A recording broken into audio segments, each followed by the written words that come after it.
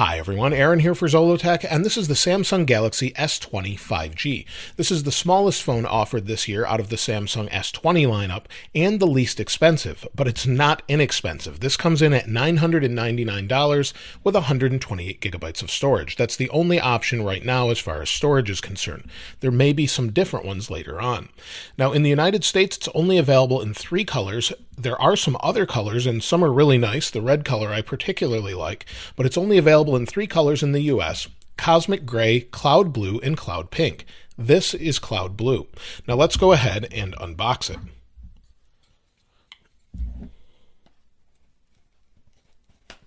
So we'll open it up here.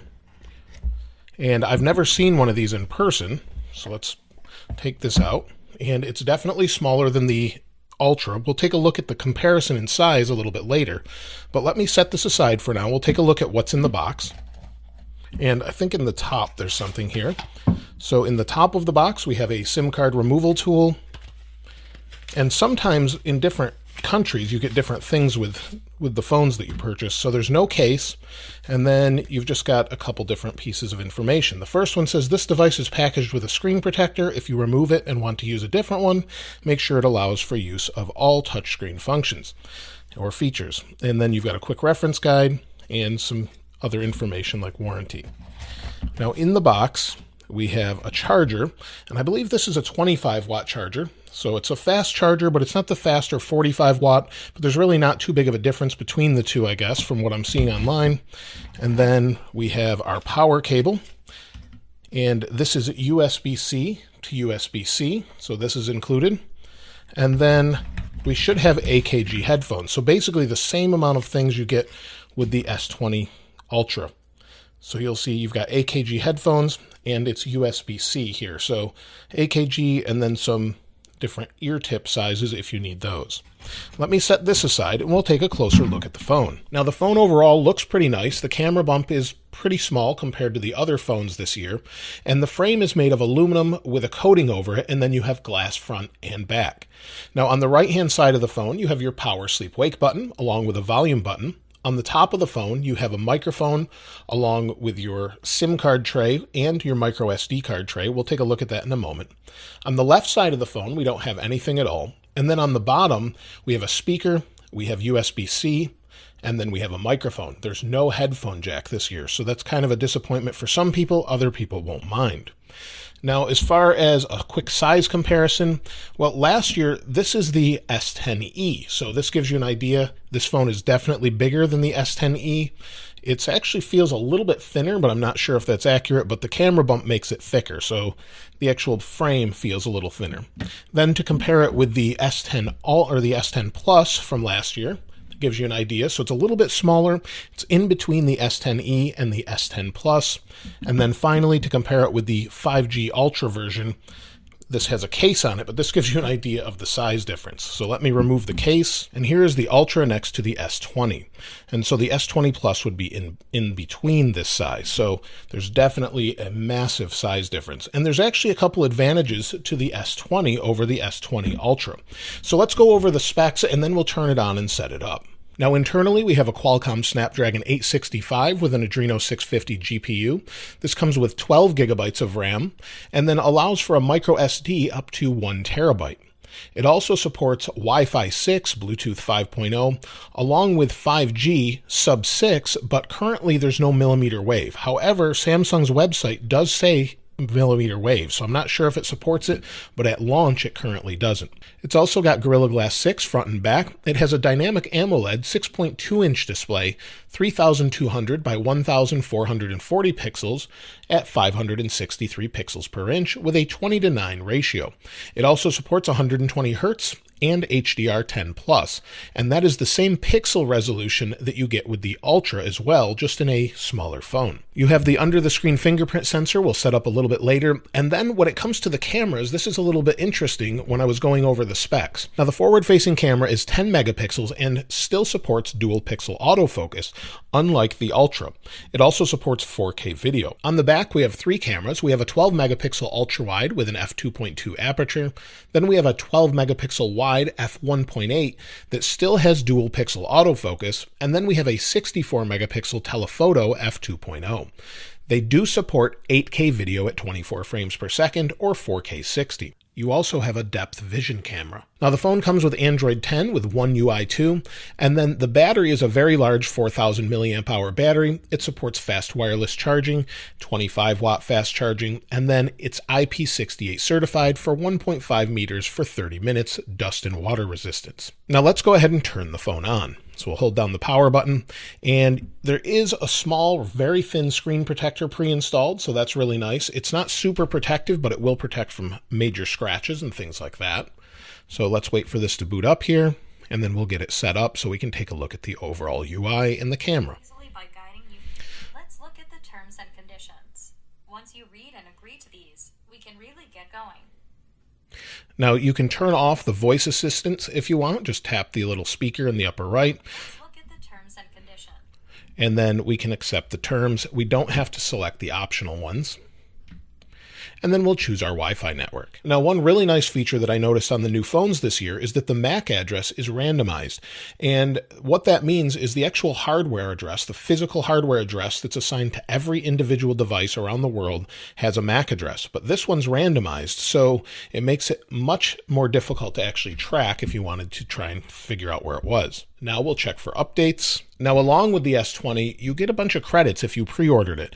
So you could get the Galaxy Buds Plus, or you could get a case, or you could get the watch. And so I picked the watch with this one. So I may do a separate video on that. Now we can copy our apps and data, and I'm not going to copy this time. Maybe I'll do it a little bit later. Now I'm going to skip signing into everything just so we can get to the home screen, like I said, but I can set this up a little bit later.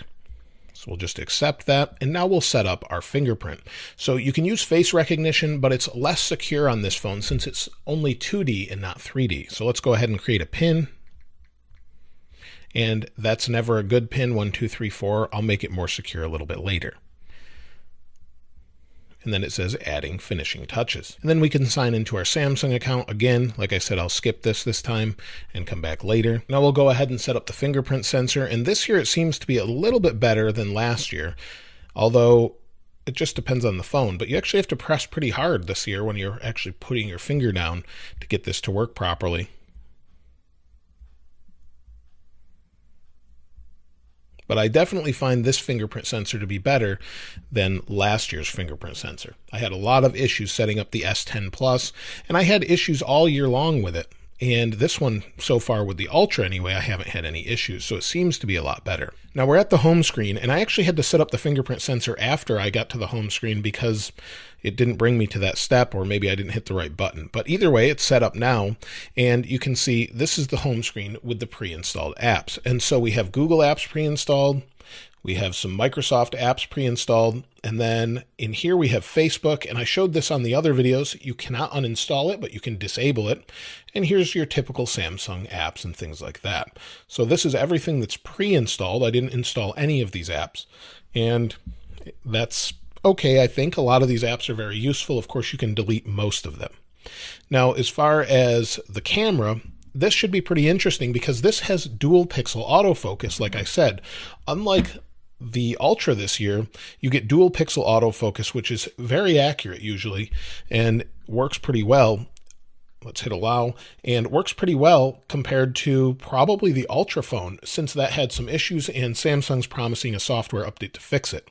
So in the camera, we can do ultra wide here, we can zoom in, and we can zoom into 30x. And so that's a slightly zoomed photo, but not a lot, and it's actually pretty sharp. So let's take a look at the options that we have. So we'll go into video. So here's the options that we have. You have the scene optimizer, so it'll take a photo based off what it thinks is best. You can turn that on or off. And then you have your rear video up to 8K, which is really impressive. And then right here, we'll set it up to 4K 60 for default. And then the front-facing camera, again, 4K 60 for default. And we'll go back here, and let's spin the camera around. And you can see it's locked onto my face. So let's go to video. And now I'm recording with the S20 5G. So hopefully this camera is really good. It seems to be locked on my face pretty well. And here's what the audio sounds like as well. And so in general, the cameras on the S20 are great cameras. Let's go ahead and take a look at one more thing, the actual display settings. Now in display here, we have motion smoothness, and we can turn it up to 120 Hertz. Now you can only use 120 Hertz or high resolution. So 120 Hertz at 1080p or close to 1080p, 2400 by 1080. If you want to switch from 1080 to WQHD+, you have to turn off the motion smoothing. So you lose that feature. So you either get higher resolution or faster refresh rates. So see, we can't go to the high refresh rate on the higher resolution. We have to first go back to full HD+, then go to motion smoothness, go back to high refresh rate, hit apply, and now we have super smooth refresh rates. So you'll see it's just buttery smooth scrolling through here. And hopefully you can see that with the 60 frames per second video. Now this phone is packed with options and may be a good fit for a lot of people that want a little bit smaller Samsung phone. The display is nice. It doesn't curve all the way over the edge this year, so you'll have less false presses on the display. And in general, this just looks like a really nice phone. Now, I'm sure you'll be able to find it on discounts a little bit later on, so you may want to wait a little bit if you're looking for that. But in general, it feels good in the hand. It is a little bit small to me, but I have huge hands, so this may be great for people that want a little bit smaller phone with all the top of the line specs. Now, if you have an S10 Plus or something along those lines, I'm not sure that I would upgrade from an S10 Plus to an S20 or S20 Plus. I don't know that it's worth it this year, but at least this one has dual pixel autofocus if the camera is your main focus. But let me know what you think about that in the comments below. If you'd like to hear anything more about this particular phone, let me know in the comments below, specifically if you haven't seen it anywhere else. Now, if you'd like to get your hands on this Samsung wallpaper, there are some others in here as well that are really nice, and I'll link to these in the description below so you can get your hands on these if you'd like to. But let me know your thoughts about the S20, S20 Plus, and S20 Ultra in the comments below. And if you haven't subscribed already, please subscribe. And if you enjoyed the video, please give it a like. As always, thanks for watching. This is Aaron. I'll see you next time.